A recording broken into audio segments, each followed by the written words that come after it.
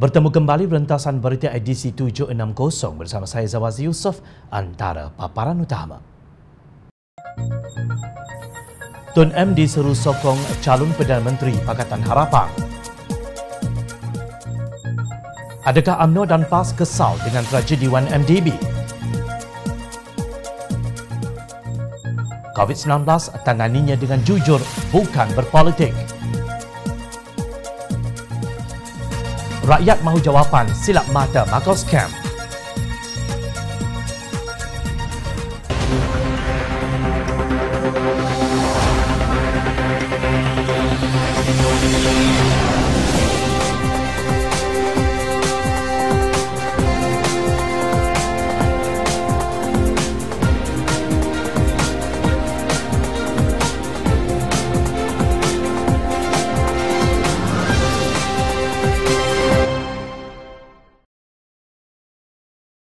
Assalamualaikum dan salam sejahtera. Ahli Parlimen DAP Bukit Gelugur Ram Kapal Singh mengkritik tindakan Parti Pejuang Tanah Air atau Pejuang yang mencalonkan Tun Dr. Mahathir Mohamad sebagai Perdana Menteri Malaysia sementara menunggu pilihan raya umum ke-15. Menurut Ram Kapal, Tun Dr. Mahathir meletakkan jawatan sebagai Perdana Menteri kerana kononnya beliau tidak memiliki majoriti pada ketika itu. Beliau tidak peduli untuk berunding dengan kerajaan atau kabinetnya. Beliau melakukannya dengan caranya. Sekarang beliau mahu menjadi PM lagi, sindir Ram Kapal. Ram Kapal membangkitkan janji Tun Dr. Mahathir semasa di dalam Pakatan Harapan bahawa penggantinya ialah Datuk Seri Anwar Ibrahim. Sebagai rakyat Malaysia, saya mesti bertanya pada diri sendiri, tidakkah ada orang lain? Adakah kita akan melantik orang yang sama yang berjanji kepada negara bahawa dia akan menyerahkan kuasa kepada Anwar Ibrahim pada suatu ketika, tetapi hari ini memberitahu kita bahawa Anwar salah untuk negara ini? Mengapa memberitahu kami perkara ini jika anda fikir dia sesuai dahulu untuk meraih undi? Soalnya, Ram Kapal jelas kecewa dengan tindak tanduk Tun Dr. Mahathir kebelakangan ini. Menurut Ram Kapal, Tun Dr. Mahathir pernah menjanjikan semua pembaharuan, tetapi kini berkata beliau berbuat demikian kerana tidak pernah menyangka akan memenangi pilihan raya. Saya pernah mempercayainya. Hari ini dia tegas mahu kerajaan tanpa Anwar yang menimbulkan pertanyaan. Mengapa kamu berdusta di masa lalu menjanjikan takhta kepadanya? Soalnya, Ram Kapal berkata beliau menghormati apa yang telah Tun M lakukan pada masa lalu. Bagaimanapun, kata Ram Kapal, Tun M telah menghancurkan badan kehakiman dan memasukkan ramai orang ke dalam penjara kerana mereka menentangnya. Saya menyesal kerana pernah bekerjasama dengan anda. Andalah yang menyebabkan negara ini begini. Hari ini, anda punca mengapa negara ini memerlukan pembaharuan, dan hari ini anda mengatakan anda mahu menyelamatkan negara. Anda adalah orang yang terakhir yang mampu melakukannya, ujarnya sinis. Inilah kenyataan paling keras dinyatakan oleh seorang pemimpin DAP terhadap Tun M. Namun kemarahan Ram Kapal itu tidak membawa maksud bahawa perbuatan Tan Sri Muhyiddin Yassin dan Datuk Seri Azmin Ali yang melakukan langkah syaratan dan merampas kuasa itu lebih terpuji. Azmin diberi kedudukan yang baik oleh Tun M ketika Pakatan Harapan masih berkuasa. Namun bekas Menteri Hal Ehwal Ekonomi itu mengkhianati pihak yang memberi kuasa kepadanya. Sementara itu, Muhyiddin Yassin pula masih berpaut kepada kerusi Perdana Menteri sedangkan beliau tahu dirinya sudah kehilangan majoriti. Kesimpulannya, tindakan Tun Dr. Mahathir menolak Anwar pada saat ini amat mengecewakan bekas rakan seperjuangannya. Ia seolah-olah menghapuskan kebaikannya yang lalu. Tun M harus berhenti bermimpi untuk menjadi Perdana Menteri untuk kali yang ketiga. Sokong Anwar Ibrahim dan Pakatan Harapan akan menjadikan beliau negarawan yang dikenang oleh rakyat. Jika sebaliknya, jom China serahkan kepada rakyat untuk mengadilinya. Seorang bekas pengumpul dana untuk Presiden Amerika Syarikat Donald Trump mengaku bersalah pada Selasa lalu atas tuduhan melobi Trump secara haram untuk menutup siasatan mengenai skandal 1MDB, lapor Reuters. Dalam perbicaraan di hadapan Hakim Persekutuan Washington DC, Colin Kolokoteli, Elliot Brody yang memegang jawatan berkaitan keuangan dalam kempen Trump pada 2016 dan dalam jawatan kuasa pelantikannya mengaku bersalah atas tuduhan bersekongkol melanggar Akta Pendaftaran Ejen Asing atau FARA. Pendakwa raya mendakwa bahawa Broidy menerima pembayaran berjuta-juta dolar daripada seorang warga asing yang tidak disebutkan namanya untuk berusaha mengatur siasatan Amerika Syarikat terhadap berbilion dolar yang digelapkan dari 1MDB ditamatkan. Akta pendaftaran ejen asing menghendaki mereka yang melobi kerajaan Amerika Syarikat untuk entiti asing supaya mendaftar dengan Jabatan Kehakiman. Broidy mengaku tidak melakukannya. Beliau menghadapi hukuman penjara maksimum 5 tahun dan bersetuju untuk kerajaan merampas 6.6 juta dolar Amerika, kira-kira 27.4 juta ringgit daripadanya. Laporan juga menyebut bahawa pihak berkuasa Malaysia dan Amerika Syarikat menganggarkan 4.5 bilion dolar Amerika, kira-kira 18.7 bilion ringgit dicuri dari 1MDB dalam skema terperinci di merata dunia dan melibatkan pegawai tinggi 1MDB, bekas Perdana Menteri Malaysia Datuk Seri Najib Razak, eksekutif di Bank Amerika Syarikat Goldman Sachs dan lain-lain. Masihkah tuan-tuan ingat? Najib Razak berkata di Dewan Rakyat pada 30 Mac 2017 bahawa 1MDB tidak mempunyai sebarang hutang bank atau hutang jangka masa pendek. Dalam jawapan bertulis di Dewan Rakyat yang dipetik bernama, 1MDB telah menyelesaikan sepenuhnya kesemua hutang pada 2015 dan 2016.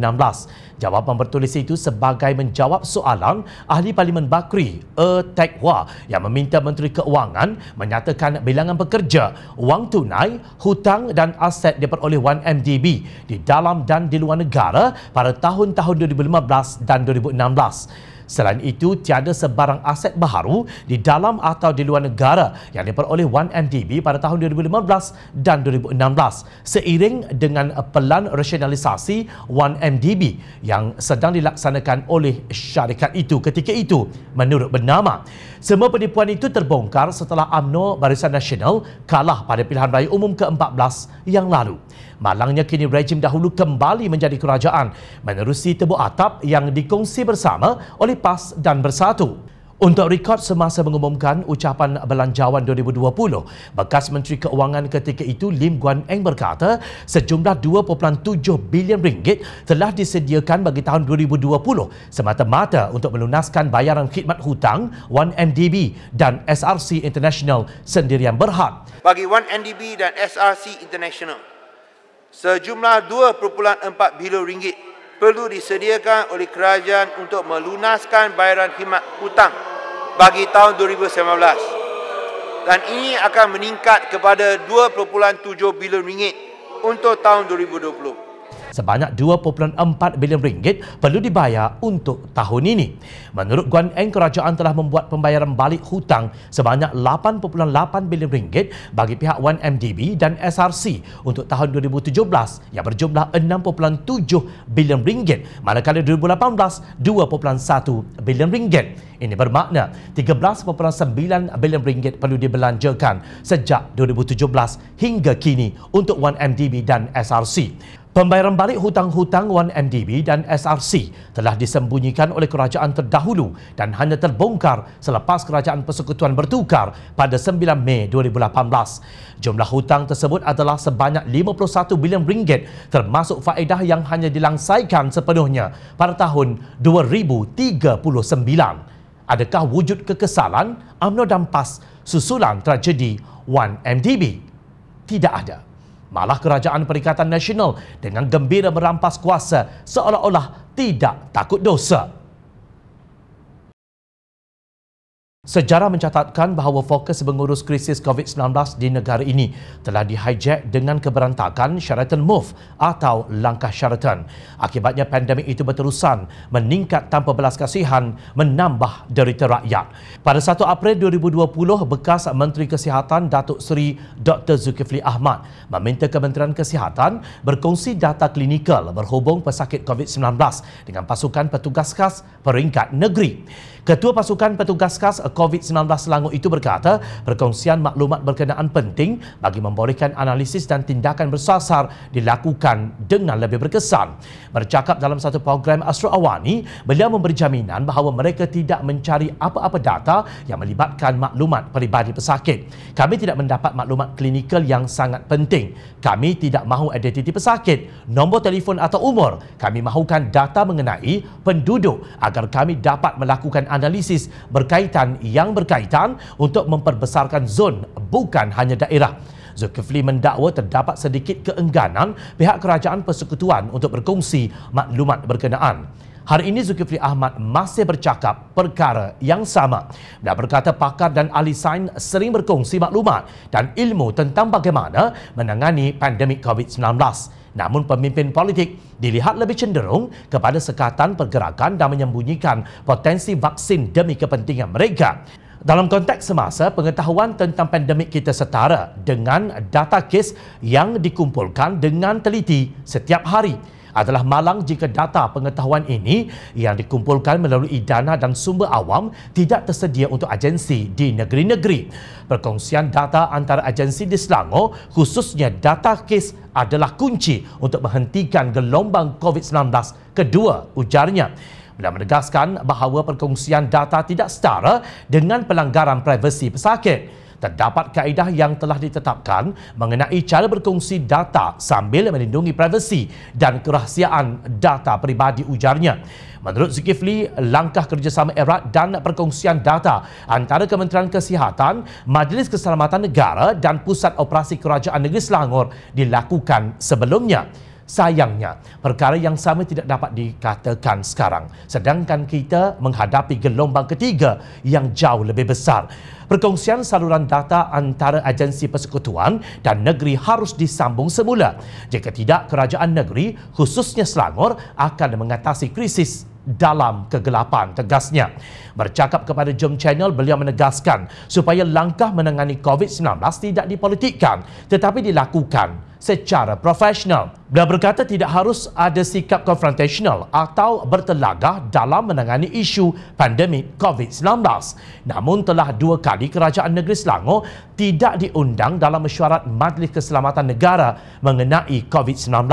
Ini seolah-olah kerajaan Tebuk Atap pimpinan Tan Sri Muhyiddin Yassin dan rakan sekongkolnya Datuk Seri Azmin Ali mahu menutup pintu maklumat daripada sampai kepada kerajaan negeri. Adakah kerajaan Tebuk Atap sengaja melakukannya supaya kerajaan Selangor kelihatan tidak cekap dan rakyat membencinya? Dalam bahasa mudah, adakah kerajaan Tebuk Atap mahu rakyat Selangor mati seorang demi seorang dan mendapat kesusahan dari segi ekonomi yang akan menjatuhkan kerajaan pilihan mandat rakyat ini? Tangani pandemik COVID-19 ini secara kemanusiaan dengan penuh kejujuran, bukan secara politik dengan kekejaman.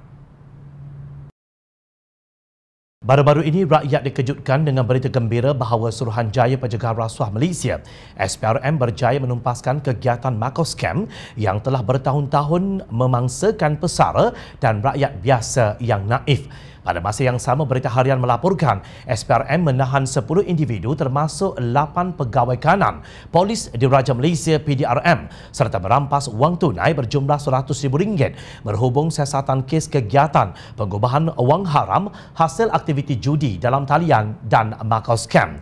4 pegawai kanan terbabit merupakan seorang berpangkat Assistant Commissioner ACP, Superintendent, Deputy Superintendent dan Assistant Superintendent serta 2 anggota berpangkat Lance Corporal.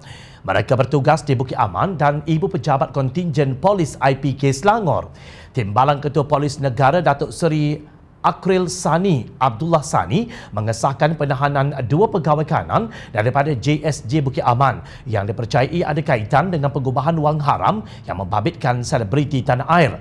Namun beberapa hari kemudian, rakyat sekali lagi dikejutkan dengan berita bahawa suspek utama bergelar Datuk Seri yang disiasat berhubung kes pengubahan wang haram itu melarikan diri sebaik dibebaskan SPRM. Lalu timbul pelbagai persoalan. Adakah suspek itu Goh Leong Yong dilarikan atau dibantu pihak tertentu? Ketua Aktivis Persatuan Pengguna Islam Malaysia PPIM, Datuk Nazim Johan berkata kejadian aneh itu dibimbangi boleh menyebabkan kredibiliti PDRM dan SPRM dipertikaikan masyarakat. Beliau mempersoal sama ada prosedur operasi standard SOP ketika penyerahan suspek dipatuhi sepenuhnya atau tidak. Seperti kes Marcos Camp ini, PPIM sudah bawa bertahun-tahun. Apa jaminan kes ini diambil perhatian dan jaminan tidak lagi berlaku pada masa akan datang? Kita letak kepercayaan kepada penguatkuasa. Tapi jika berlaku yang tidak betul, susahlah. Apatah lagi individu disyaki terbabit dengan kes berprofil tinggi. Katanya seperti dipetik Harian Metro. Nazim berkata Menteri Dalam Negeri Datuk Seri Hamzah Zainuddin juga perlu memberi perhatian kepada perkara itu kerana ia boleh menjejaskan imej badan penguatkuasaan yang diberi amanah besar. Bagaimana suspek boleh memanjat pagar dan mampu mengatur rancangan meloloskan diri selepas dibebaskan SPRM untuk proses reman PDRM? Ketika masa penyerahan suspek kepada PDRM, kenapa tidak ada pengiring dan SOP yang dipatuhi? Ini mengundang keraguan. Kita berdepan kes penipuan ratusan juta ringgit duit rakyat Malaysia dengan pembabitan pegawai tinggi pihak berkuasa. Saya harap ada penjelasan berhubung isu ini, katanya. Suspek utama itu dikatakan berjaya meloloskan diri dengan memanjat pagar belakang bangunan SPRM di Putrajaya sebelum melarikan diri dengan sebuah kenderaan yang menunggunya di luar pagar. Ketika kejadian, lelaki itu bersama 3 lagi suspek yang juga dalang utama kes penipuan Marcos Scam dan 2 pegawai polis dalam proses diserah kepada PDRM untuk siasatan berhubung kegiatan judi dalam talian dan penipuan Marcos Scam. Kini media sosial dipenuhi pelbagai parodi, kartun dan kata-kata sindiran terhadap pihak berkuasa. Malah timbul pula beberapa berita kononnya dalang Marcos Scam ini menyediakan 4 juta ringgit setiap bulan kepada pihak yang berkuasa untuk melindungi jenayah mereka. Tolonglah, rakyat bukan bodoh, rakyat sentiasa memerhati. Teruskan bersama kami di Jom Channel dan layar reporter jomchannel.net untuk mendapatkan berita politik tanah air. Saya Zawaz Yusof. Terima kasih untuk perhatian dan penilaian anda. Assalamualaikum, kita jumpa lagi.